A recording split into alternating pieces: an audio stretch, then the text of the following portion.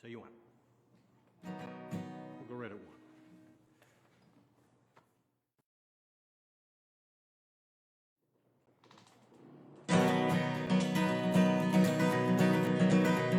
Is of a brave young highwayman the story we will tell. His name was Willie Brennan, and in Ireland he did well. 'Twas on the Kilworth mountains he commenced his wild career, where many a wealthy nobleman before shook with fear. And it's Brennan on the moor, Brennan on the moor, bold, brave and undaunted was young Brennan on the moor. One day upon the highway as Willie went down, he met the mayor of Cashel just a mile outside the town. Now the mayor, he knew his features, and he said, "Young man," said he, "your name is Willie Brennan, you must come along with me." And it's Brennan on the moor, Brennan on the moor, bold, brave and undaunted was young Brennan on the moor. Now Willie's wife had gone to town, provisions for to buy, and when she saw her Willie, she commenced to weep and cry. Said, "Hand me that tenpenny." As soon as Willie spoke, she handed him a blunderbuss from underneath her cloak.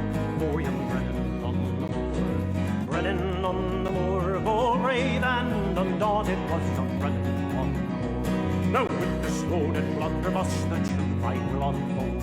He made the mare to tremble, and he robbed him of his gold. 100 pounds was offered for his apprehension there, so he with horse and saddle to the mountains did repair. Did young Brennan on the moor, Brennan on the moor, bold, brave and undaunted was young Brennan on the moor. Now Brennan being an outlaw upon the mountains high, the cavalry and infantry to take him they did try. Well, he laughed at them with scorn until at last was said, "By your false-hearted woman he was cruelly betrayed." Was young Brennan on the moor, Brennan on the moor, bold, brave and undaunted was young Brennan on the moor. They took Brennan to the crossroads, and there he hung and died. But still they say that in the night there's some that see him ride. They see him with his blunderbuss all in the midnight chill, as all along the King's Highway rides Willie Brennan still. And is Brennan on the moor, Brennan on the moor, bold, brave and undaunted was young Brennan on the moor. You! Oh, thanks very much, and welcome to the friendly confines of the 5th Province here at the Irish American Heritage Center in Chicago, Illinois. Thanks, Meg and Mike Shevlin, for having me out. Thanks, Nicole. It's great to get out of the house. That was Brennan on the Moor. That song, my father and the Clancy brothers opened every concert they ever did for 10 years with that song. It did them well, and sure, I got through it myself, and I don't think I forgot any words. Well, anytime I'm singing, I like to get the audience singing, and you're at home, you're going to be singing mad. You're going mad, I can tell already. I can hear you all the way here in Chicago. There's a song you probably don't know, but in 5 minutes you're going to know it by heart. I'm a sucker for songs with great choruses, and this is one of them. This was written by a man named Noel Harrison. His father's name was Rex Harrison. He was in lots of movies. Noel was in a few movies himself, but Noel was a folk singer and an actor. And I know there's going to be some people from New Hampshire who remember the Shaw Brothers singing this. How does it go? Oh, it goes like this. Lily is just like a lily, is just like a red, red rose. Lily is just like a lily, is just like a red, red rose. That is all you have to sing. I think you can get it. It's just like it's only like 9 words. So even I learned it without even writing it down. So try it out. And lily is just like a lily, is just like a red, red rose. Lily is just like a lily, is just like a red, red rose. I wish I was bicycle riding with Lily of the long red hair, riding and laughing and seeing the city and her long red hair, and feeling so good to be living again, telling her gently that I am her friend, driving away all her sorrow and loving her long red hair. Try it! 'Cause a lily is just like a lily, is just like a red, red rose. Lily is just like a lily, is just like a red, red rose. Lily rode by and she called me and asked me if I would like to go. I told her that I had to study this evening, and the answer must be no. I watched from the window as she rode along. Now I'm not working, I'm singing this song, thinking about Lily's sorrow and loving her long red hair. Try it! 'Cause a lily is just like a lily, is just like a red, red rose. Lily is just like a lily, is just like a red, red rose. I wish I was bicycle riding with Lily of the long red hair. You just cannot study when you're thinking of Lily and her long red hair. And knowing tonight you'll be seeing her again, telling her gently that you are her friend, driving away all her sorrow and loving her long red hair. Driving away Lily's sorrow and loving her long red hair. Try it!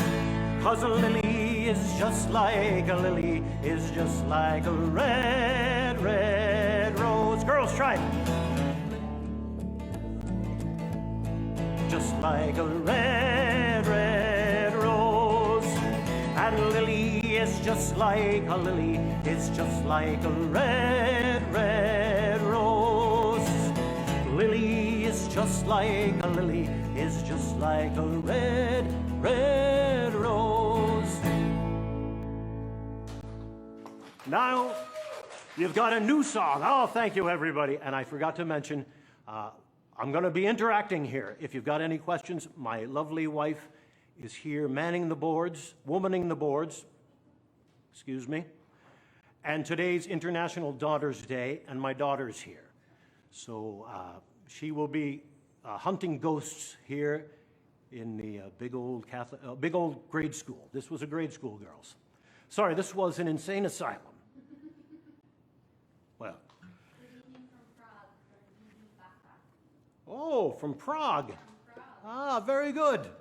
Geez, I'd love to get to Prague. We were going to do a cruise down the Rhine from Prague to Budapest, and it never came to fruition. But boy, I wish we did it.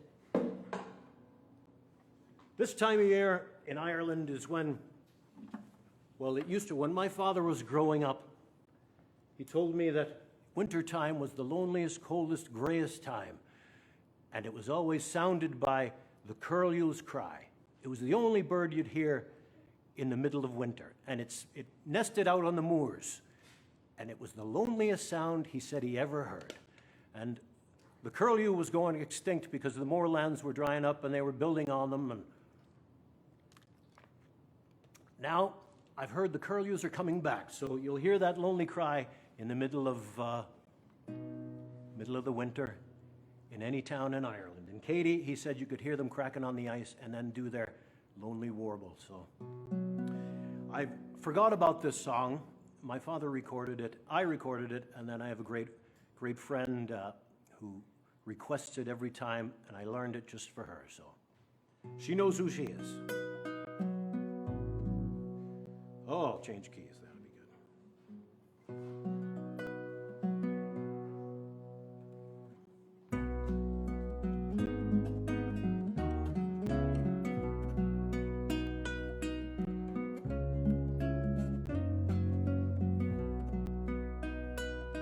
I heard a curlew crying long on a moor where wild winds blew, and the sound of his sad, lonesome song made me feel lonesome too.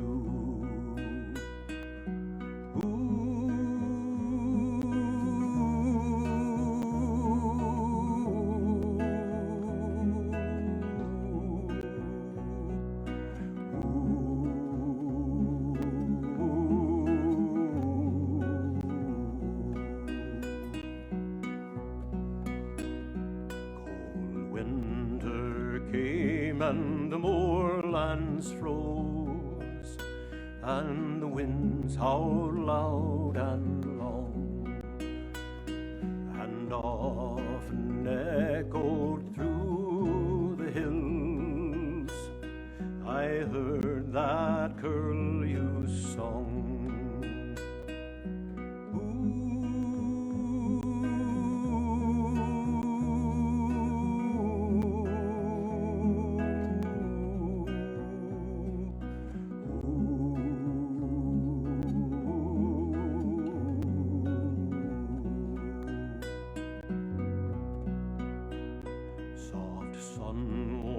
Summer soon returned from the green-leaved days of spring.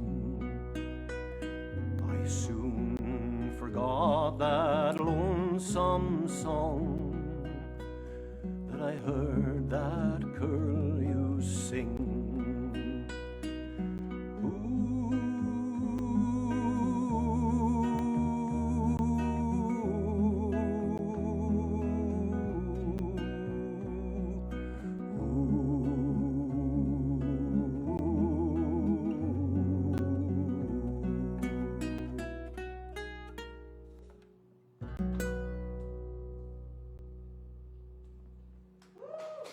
Oh, thank you.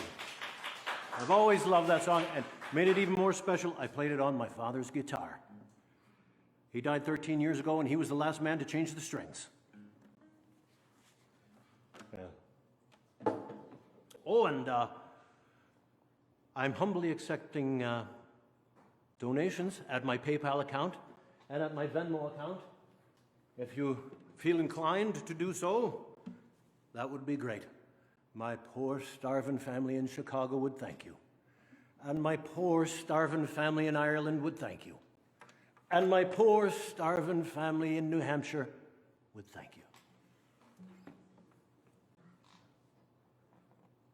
I only have one poor starving family. That's for effect, Nora.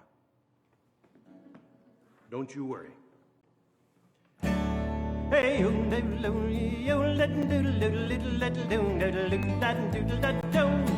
at the end of the day, I like a little drink to raise up my voice and sing. And in an hour or two with the fine brown brew, and I'm ready for anything. At the Cross Keys Inn, there were sisters for the landlord-daughter's fair. And every night when they put out the light, I would tiptoe up the stairs, singing, 1 for the morning glory, 2 for the early dew, 3 for the man who will stand his round, 4 for the love of you, my girl, 4 for the love of you. Got the call from the foreign shores to go and fight the foe, and I thought no more of the sisters four, but still I was sad to go. So we sailed away on a ship, the Morning Glory was her name. And we all went down when the rum went round, and we'd get up and start again, singing, 1 for the morning glory, 2 for the early dew, 3 for the man who will stand his round, and 4 for the love of you, my girl, 4 for the love of you. I bore once more for my native shore, one melt to the raging sea, and the Cross Keys Inn, it was beckoning, and my heart was filled with glee. But there on the shore were the maidens four, with a bundle upon each knee.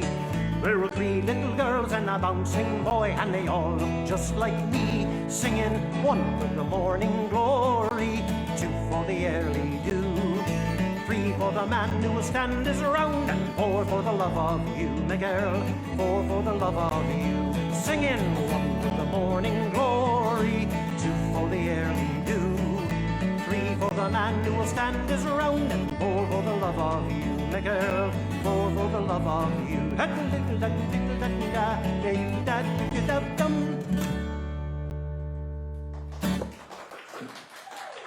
Oh, you're very kind.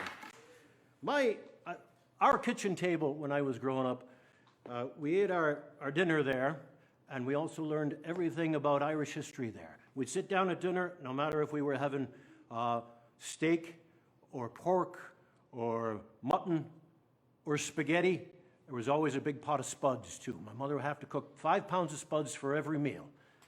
And we'd all sit down. It was me here and my brother Connor next to me, and across from me was my sister Shane, my brother Shane, and next to him was my sister Katie. And my mother sat at the head here, and my father sat pinned against the window so he couldn't get out. And he'd tell us all kinds of history that, looking back, I wish I asked him more about it, but youth is wasted on all the wrong people. Well, my favorite time in Irish history is definitely the rebellion of 1798. Now, it didn't do so well, and they lost a lot of battles. It was led by Protestants, mostly. People like Wolfe Tone, and Robert Emmet, and Henry Joy McCracken, and Roddy McCorley, Henry Joy's sister, Mary Ann McCracken.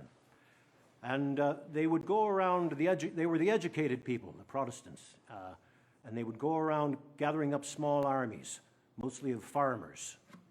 And the farmers were armed with what were known as pikes. There was a big long staff with a sickle on the end. They were a farming implement that was changed a bit to make into a war weapon. And if you ever come with myself and Donald Clancy to Ireland, we'll go up to my cousins in Derrynoose, up on Tossy. In Tossy's on the top of the hill, they have 2 pikes we can all look at. But they became known as the pikemen. And they didn't do well. Well, our story concerns a man named Thomas Russell. Thomas was one of these men, and they didn't know, in the village he was in, they didn't know if it was him or not. But certainly it was him. And this took place up in County Down. My family's from Armagh, and a lot of 98 bloodshed all happened in the north, in Armagh and Down and Antrim, and down in Wexford. There was a whole lot of bloodshed. Our story concerns a man named Thomas Russell from County Down. Well, he was from down south, but the story takes place up in County Down. Into our townland on a night of snow rode a man from God knows where. None of us bid him stay or go, or deemed him friend nor damned him foe, but we stabled his big roan mare. Around our townland were decent folk, and if he didn't speak, well, none of us spoke, and we sat till the fire burned low. We're a civil sort around our wee place. We made the circle wide round Andy Lemon's cheerful blaze. We wished the man his length of days and a good end to his ride. Well, he smiled, and under his slouchy hat, says he, there's a bit of a joke in that, for we ride in different ways. Now, whilst we smoked, we watched him stare from his seat for an glow. I nudged Joe Moore and says, you wouldn't be on for asking who he's for meeting there, how far he's got to go. But Joey wouldn't dare, nor woolly boy Scott. And he took no drink, neither cold nor hot, this man from God knows where. It was closing time and late for by when us ones braved the air. I never saw it worse may I'll ever die than the sleet that night, and says I, you'll find he's for stopping there. But at skreek of dawn through the gable pane, I watched him spur through the pelting rain, and I juked from his roving eye. 2 winters more, then the troubled year, when the best that a man could feel was the pike that he kept on Highlands near, to the blood of hate and the blood of fear was redder than the rust on the steel. Us ones quit from minding the farms, let them take what we give by the weight of our arms from St. Field to Kilkeel. In the time of the hurry, we had no lead. We all of us fought with the rest. And if ever a one shook like a trembling reed, none of us ever gave hint nor heed, not ever, even we'd guessed. We men of the North had a word to say, and we said it then in our own dour way, and we spoke out as we thought was best. All over Ulster the women cried for the stand and crops in the land. But many's the sweetheart, and many's the bride, would have liefer gone to where he had died, and mourned her, lone by her man. But us ones weathered the thick of it, and we used to dander along and sit in Andy's side by side. What with discourse going to and fro, the night be wearing thin, but never so late when we'd rise to go, someone would say, "Do you mind on snow and the man that come wandering in?" We'd beat the fall to the talk again if by any chance he was one of them, this man that rode like the wind. It was getting past the heat of the year when I rode to Newtown Fair. I sold as I could. The dealers were near. £2.8 for the Innish steer, nothing at all for the mare. I met McKee in the throng of the street, and says he, "The grass has grown under our feet since they hanged young Warwick here." And he told me that Boney had promised help to a man in Dublin town. So says he, "If you've hung your pike on the shelf, you'd best go home hot foot by yourself and once more take her down." So by Cumber Road I trotted the grey, and I never cut corn till Killalay stood high in the rising ground. For a wheen of days we sat waiting word to go at it like men. But no French ships sailed into Cloughy Bay. We got the dark news on a harvest day that the cause was lost again. And Joey and me and Woolly Boy Scott, we all agreed would leave us not be found in the thick of the slain. By Downpatrick jail I was bound to fare on a day I'll remember feth, for when I reached the prison square, the people were gathering hundreds there, and you couldn't hear stir nor breath. The soldiers were standing grim and tall around a scaffold built for nint the wall, when a man stepped out for death. Now, I was brave near the edge of the throng, yet I knowed his face again, and I knowed his set, and I knowed his walk, and the sound of his strange up-country talk. For he spoke out right and plain. Then he bowed his head to the swinging rope, and I said, "Please God," to his dying hope, and amen to his dying prayer, that the wrongs would cease and the right prevail, for that man they hanged in Downpatrick jail was the man from God knows where.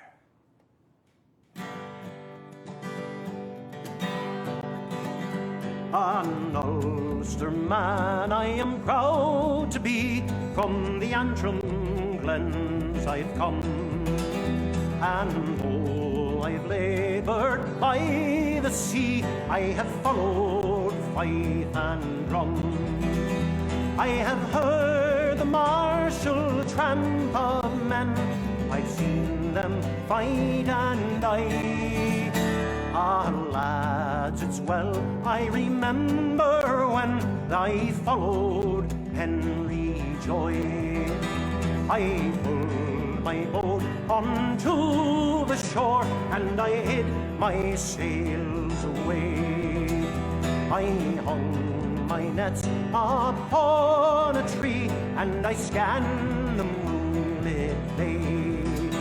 The boys were out, the redcoats too. I kissed my love goodbye, and there in the shade of a greenwood glade I followed Henry Joy. It was for Ireland's cause we fought, for home and sire we bled. Though our numbers were few, yet our hearts were true, and 5-1 lay dead. And many's a lassie mourned her lad, and mother mourned her boy. For youth was strong in that daring throng that followed Henry Joy. In Belfast town they built a tree, and the redcoats mustered there. I saw him come as the beat of a drum rolled out in the barrack square. How proud he looked as he went aloft and waved a last goodbye. My God, he died. I turned and I cried, they have murdered Henry Joy.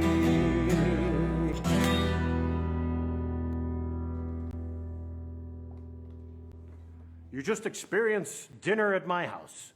A lesson and then a song. Well, you know who loved that song? A lot of people remember me. If you've seen my shows, I'll always tell a little joke about Sister Monica.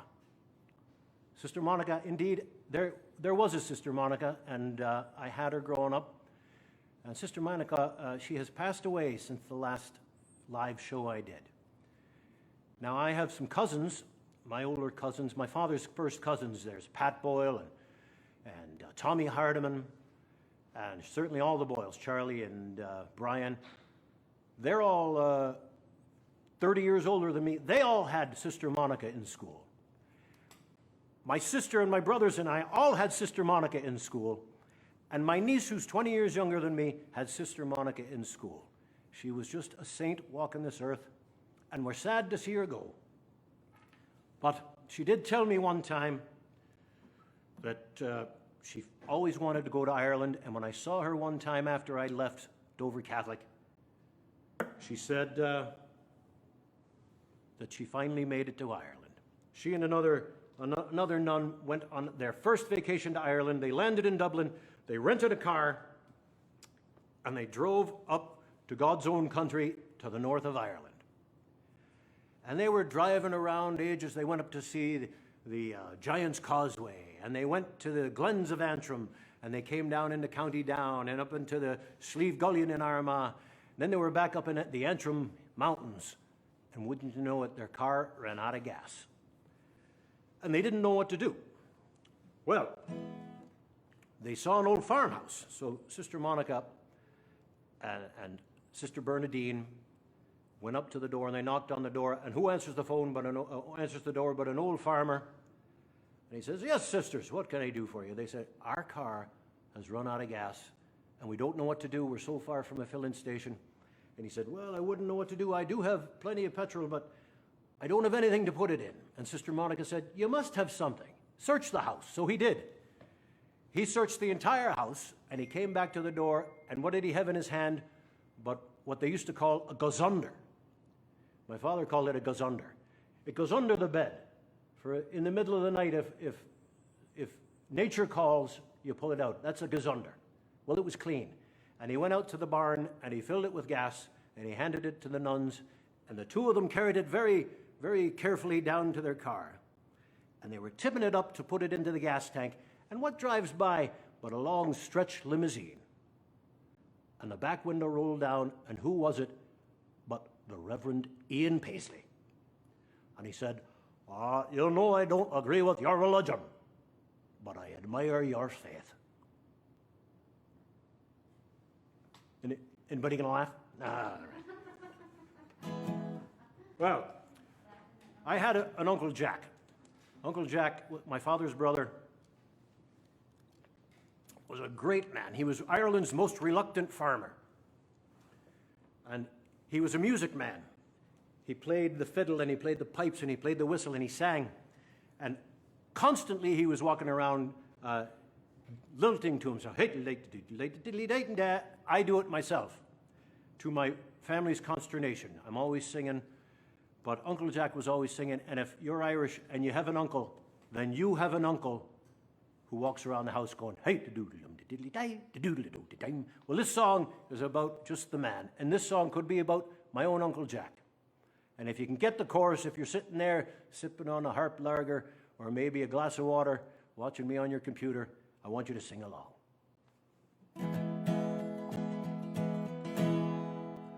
When I was young, I spent some time across with me Uncle Mike. Oh, I must have traveled 100 miles on the crossbar of his bike.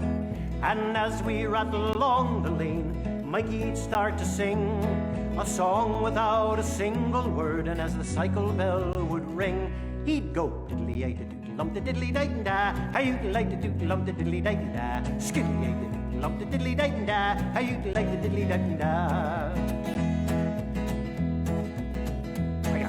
Sometimes when he got lonely then, he'd often say to me, turn down the wireless and I'll tell you how things used to be. We had no television then, we had no gramophone, and if you required some music, well, you had to make your own, like this. Hey-you-like-da-doodle-lum da diddly-day-da, skidly-ay-da-doodle-lum da diddly-day-da, hey-you-like-da-doodle-lum da diddly-day-da, skidly-ay-da-doodle-lum da. On summer nights they'd meet at the cross, a mile outside of Youghal. And if they didn't have a fiddler to play for them, well, it didn't matter at all. When the conversation faltered, Mike took out his song, and as the young ones changed their partners, he danced the whole night long to his diddly-ay-da-doodle-lum da diddly-day-da, hey-you-like-da-doodle-lum da diddly-day-da, skidly-ay-da-doodle-lum da diddly-day-da, hey-you-like-da-diddly-day-da. After Mass on Sundays then, across the road he'd stand, along with all the other lads in their Sunday suits of grand. The girls would go parading by, such a lovely sight. And then one would ask him, Mikey, who are you taking to the dance tonight? And he'd say, you do the diddly-day-da-doodle-like-da, you do the diddly-day-da-doodle-like-da, hey-you-like-da-doodle-lum da diddly-day-da, skidly-ay-da-doodle-lum-da. When all the hay was gathered in, safe from winter's harm, there'd be a celebration in the kitchen at the farm. He'd not get home till daybreak, sometimes in quite a state. And then his ma would ask him, where you been now, Mikey, tell me straight. And he'd say, down by the diddly-day-da-doodle, I was down by the diddly-day-da-doodle-like-da, hey, like-da-love the diddly-day-da, skidly-ay-da-doodle-lum-da.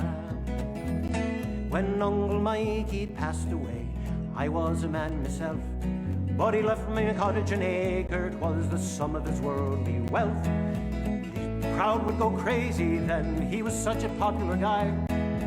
One night, and as we laid old Mikey down, we all sang, bye-bye the diddly-day-da-doodle-like-da, bye-bye the diddly-day-da-doodle-like-da, bye-bye the diddly-day-da-doodle-like-da, bye-bye the diddly-day-da. Hey-you-like-da-doodle-lum the diddly-day-da, skidly-ay-da-doodle-lum the diddly-day-da, hey-you-like-da-doodle-lum the diddly-day-da, skidly-ay-da-doodle-lum-da.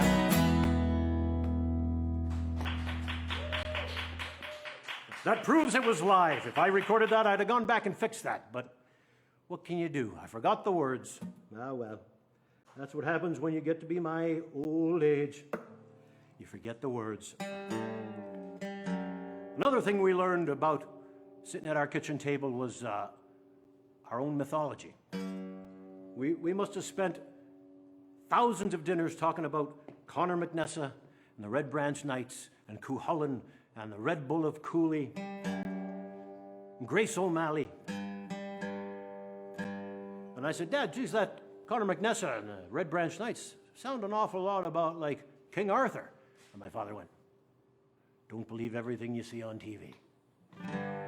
Well, another one of England's great stories was stolen from Scotland. And a great friend of mine named Archie Fisher, Archie's one of the greatest songwriters to grace the face of the planet. He wrote a song about the Lady of the Lake.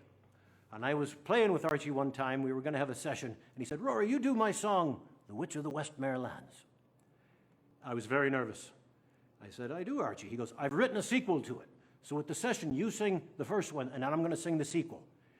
And I couldn't believe it. I was so scared, I didn't sing it. So we never heard the sequel. So maybe if Archie's listening, or somebody can get him up off his horse. He loves riding his horses up there in Scotland, and maybe record it for us. We would all love to hear it, Archie. I'm going to send this out to my great friend Connie Jeffrey, who loves this song.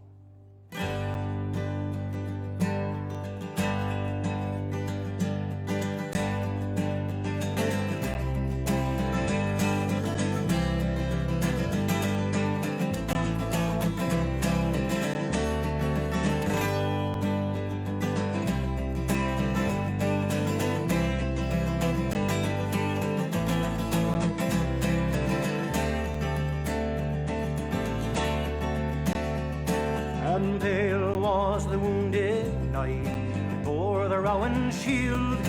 Loud and cruel were the ravens' cries that feasted on the fields, singing back water cold and clear. Will never clean your wounds. There's none but the witch of the West Maryland can make thee hailing soon. So turn your stallion's head till his red mane flies in the wind, and the rider of the moon goes by, and the bright star falls behind.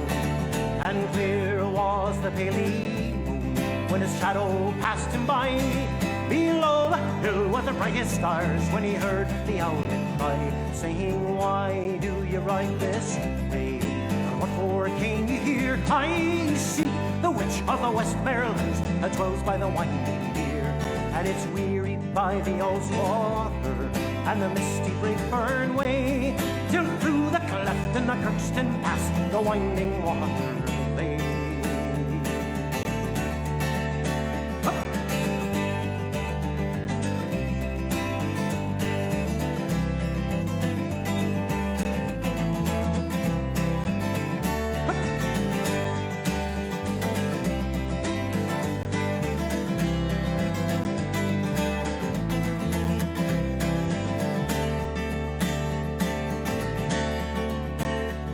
Said, lie down, me brindled hound, rest ye, me good grey hawk, and thee, my steed, may graze thy fill, for I must dismount and walk. But come when you hear my horn, and answer swift the call, for I fear the sun will rise this morn, you will serve me best of all. And it's down to the water's brim he's borne the Rowan shield, and the golden rod he has cast in to see what the lake may yield.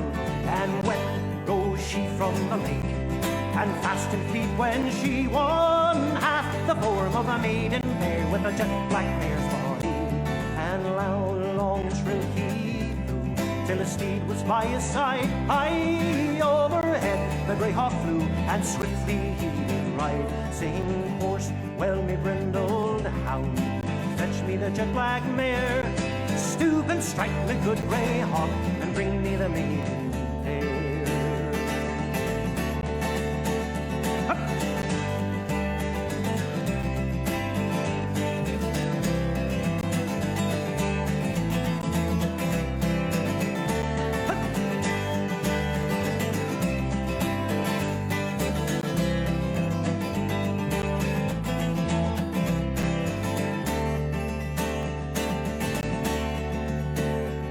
Said, pray sheath thy silvery sword, lay down the Rowan shield, for I see by the briny blood that flows you've been wounded in the fields. And she stood in a gown of the velvet blue, bound round with a silver chain, and she's kissed his pale lips once and twice, and 3 times around again. And she's bound his wounds with a golden rod, full fast in her arms he lay, and he has risen hale and soon with the sun high in the day. She said, hide with your brindle hound at heel, your good grey hawk in hand, there's none can harm the knight who's slain with the witch of the West Maryland.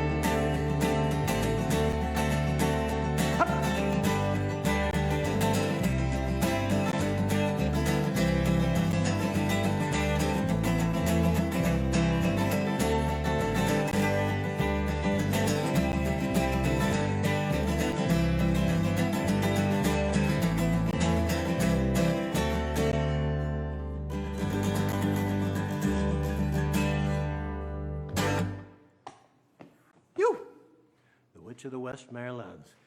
That is the Scottish version of the Lady of the Lake. Well, we also learned that so many of our fellows had to leave our own country. My father left. My entire granny's family all left Ireland in the early 1900s. My granny was the only one that stayed. They all went to Dover, New Hampshire. Annie and Molly worked in the mills. I don't know what the boys did. I know Uncle Barney was a glazer. But there were a lot of our fellows who went off to the second capital of Ireland, Liverpool, over in England. It was the only place they could get a job. Get a job on the ships. And when you got there, you were to see a man, and they'd give you a dungaree jacket so everybody would know you were a sailor. That's what you got when you were a sailor. You signed up for months at a time. You got a dungaree jacket.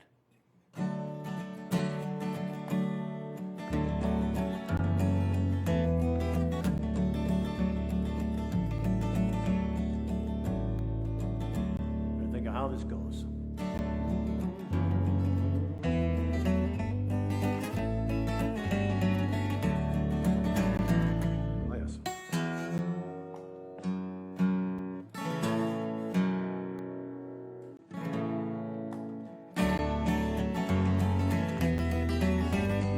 Oh, a request.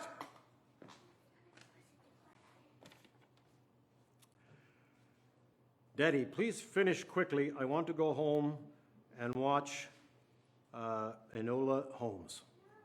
Oh.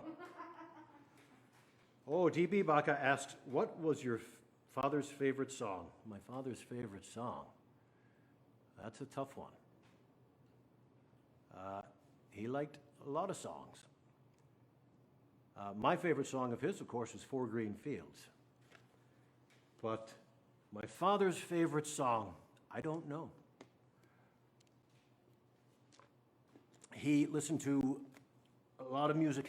Some of his favorites were, of course, the Coreys and the Dubliners and the Ryan's Fancy. And he loved his own mother singing. I bet his favorite song was My Granny Singing. I remember at his funeral, when we were carrying the coffin out, I had them play My Granny Singing, Farewell, My Love, Remember Me. So I'm going to say that was his favorite song.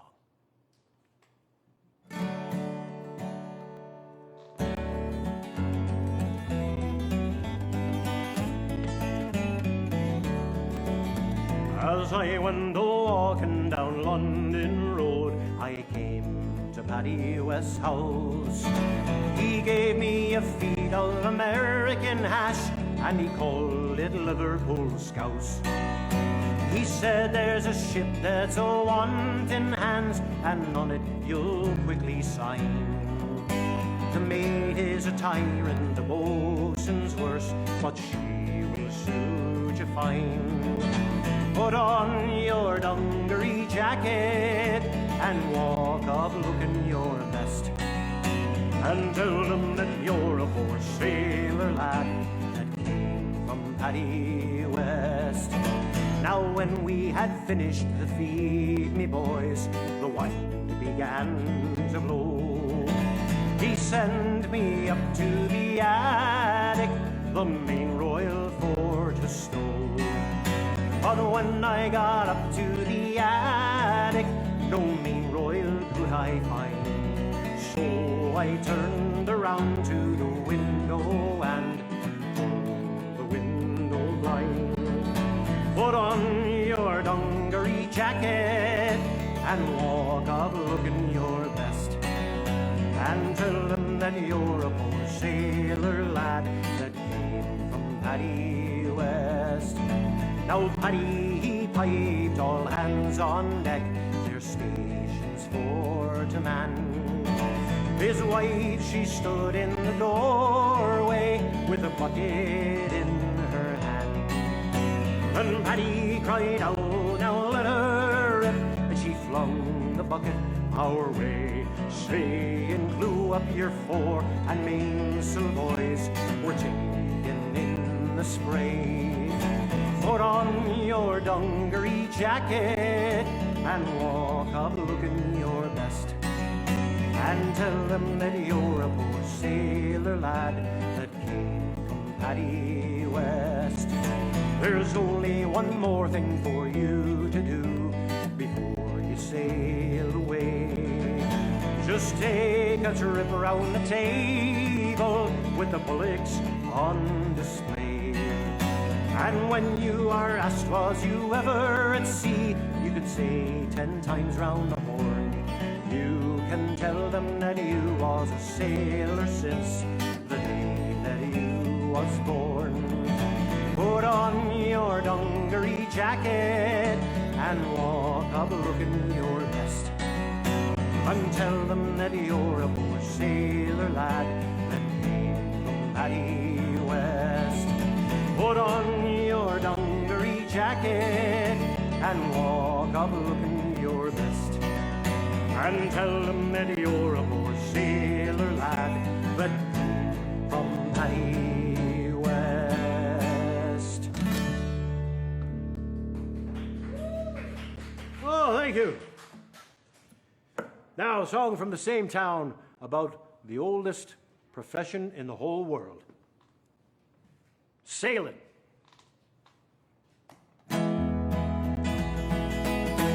Oh, Liverpool, lovely Liverpool, why don't you behave just like other girls do? Now why must my poor heart keep following you? Stay home and love me, my Liverpool. When I go out walking, I hear people talking, school children playing. I know what they're saying. They'll say that you'll grieve me, and that you'll deceive me, and that you will leave me all packed up and blue. Oh, Liverpool, lovely Liverpool. Why don't you behave just like other girls do? Why must my poor heart keep following you? Stay home and love me, my Liverpool. The tugs on the river keep telling me ever that I should forget you, like I never met you. Please tell me their song, love, was never so wrong, love. Just say I belong, love, to no one but you. Oh, Liverpool, lovely Liverpool. Why don't you behave just like other girls do? Why must my poor heart keep following you? Stay home and love me, my Liverpool. Oh, Liverpool, lovely Liverpool. Why don't you behave just like other girls do? Why must my poor heart keep following you? Stay home and love me, my Liverpool. Stay home and love me, my Liverpool.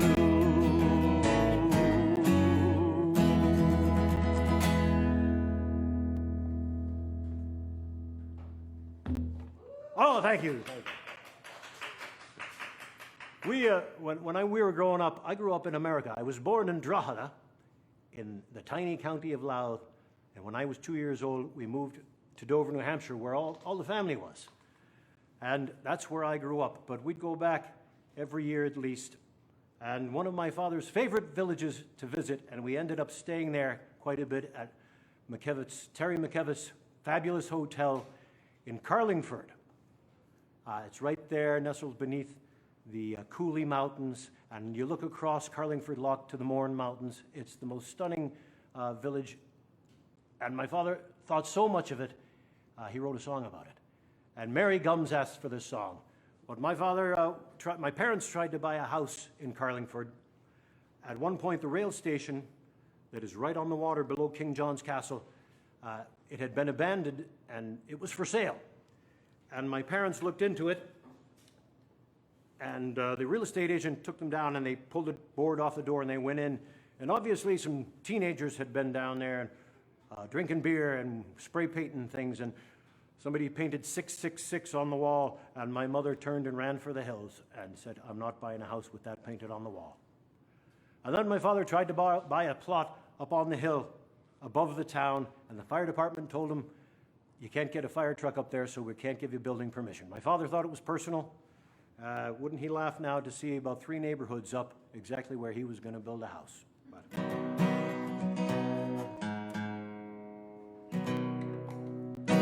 Now when I was young and in my prime, I could wander wild and free.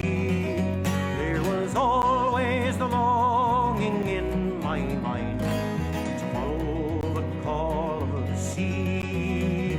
So I'll sing farewell to Carlingford and farewell to Greenore, and I'll think of you both day and night until I return once more, until I return once more. On all the stormy 7 seas I have sailed before the mast, and on every voyage I ever made I swore it would be my last. But I'll sing farewell to Carlingford and farewell to Greenore, and I'll think of you both day and night until I return once more, until I return once more. Now I had a girl called Mary, and she lived in Greenore, and the foremost thought was in her mind was to keep me safe on shore. Well, I'll sing farewell to Carlingford and farewell to Greenore, and I'll think of you both day and night until I return once more, until I return once more. Now the landsman's life, it is all his own. He can go or he can stay. But when the sea gets in your blood, when she calls, you must obey. So I'll sing farewell to Carlingford and farewell to Greenore, and I'll think of you both day and night until I return once more, until I return once more. And I'll sing farewell to Carlingford and farewell to Greenore, and I'll think of you both day and night until I return once more, until I return once more. There you go, Mary Gums. Ah, thank you, Meg. Well, I was lucky enough to growing up where I did. We had a lot of music around us. My mother used to run a concert every November, a benefit for the George Grenier Memorial Fund. George was a firefighter. And she ran a concert. She told my father, "You're doing a concert, and we're going to give the money to the fire department." So she did, they did, and Liam Clancy did it for the first few years until '88, when my father and Liam had broken up. And that's when Eugene Byrne and the Shaw Brothers joined, and then about a year later, a band called Schooner Fair from Maine. And I'd never seen them. And we were on our way to the high school to see the show, and my mother said, "You're going to love these guys." And as I learned far too late, mother is always right. Steve Romanoff is just simply a poet.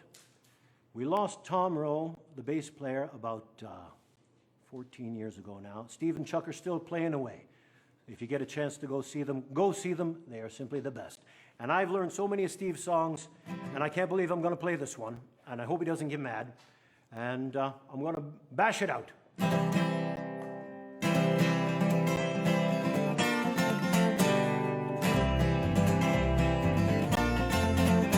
There's a faint silver hint of morning, where the mountains meet the western sky, and I know by the glow of a dawning sun there's more to all of this than meets the eye. Once I was a drifter, but now I remember, and it's here that my dreams were meant to be. So here for a while I miss my dear Prince Edward Isle, for a chance on the plains of Calgary. So tell all the folks in Alberton I started coming home, and then in Calgary I found a friend and took her for my own. And though it isn't right for me to win the land and lose the sea, I found a home in Calgary, my home away from home. There are times when I'm almost believing, when another weary day is at an end, and a sorrow rolls along on the evening air. I can almost swear I taste your salty wind as I fall off to sleep with the memory of your green fields in this heart of mine.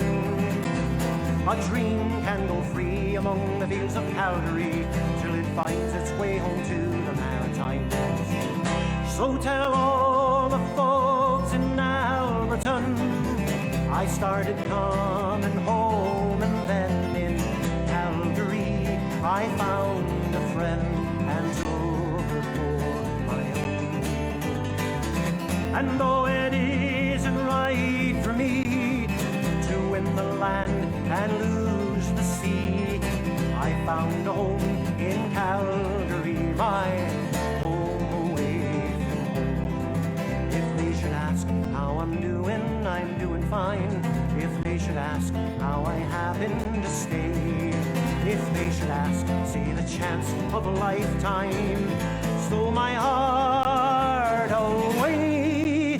Tell the folks in Alberton I started coming home, and then in Calgary I found a friend and took her for my own. And though it isn't right for me to win the land and lose the sea, I found a home in Calgary, my home away from home. All right, boys.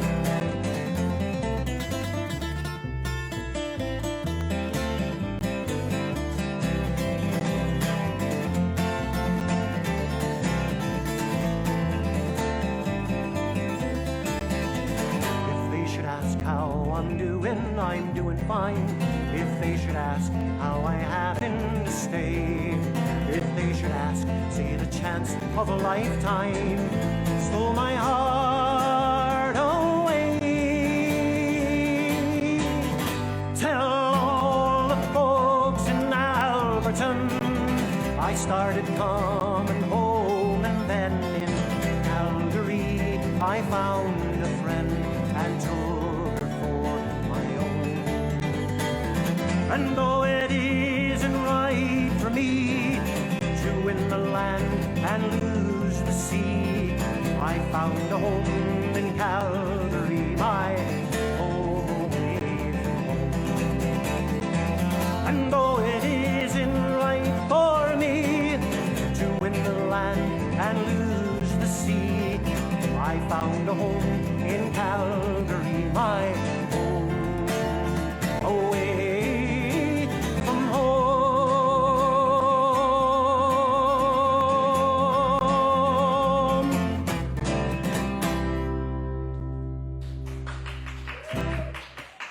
Oh, what have we here? Ah, The Parting Glass. I do have a last song.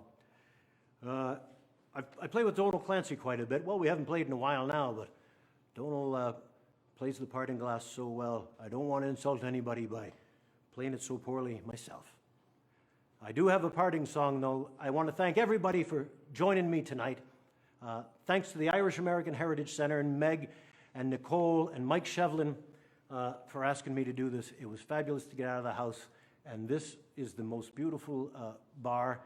I was first in here back in like 1993, and they had just finished it.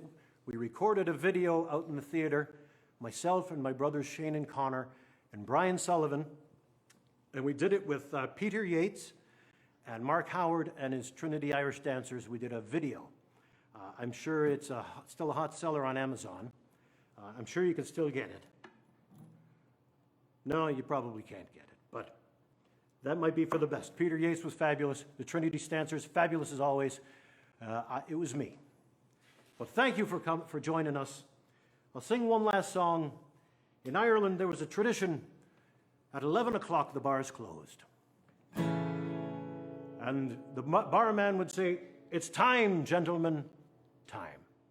So it's time for us. The street lights are on, and Rory's got to get home to his bed. Thanks for coming out. Remember me at paypal.me/Rory Makem or venmo.com/Rory-Makem. I'd appreciate it. Thank you for joining me, and we'll see you again sometime down the road. Chorus goes like this. Time, gentlemen, time. Time, gentlemen, time. Raise your glass to the pleasures that pass. Time, gentlemen, time. Try it. And it's time, gentlemen, time. Time, gentlemen, time. Raise your glass to the pleasures that pass. Time, gentlemen, time.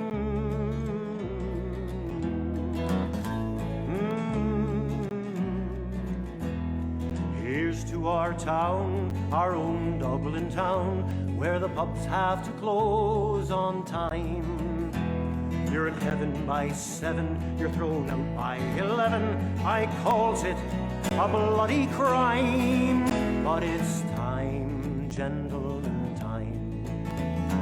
Time, gentlemen, time. Raise your glass to the pleasures that pass.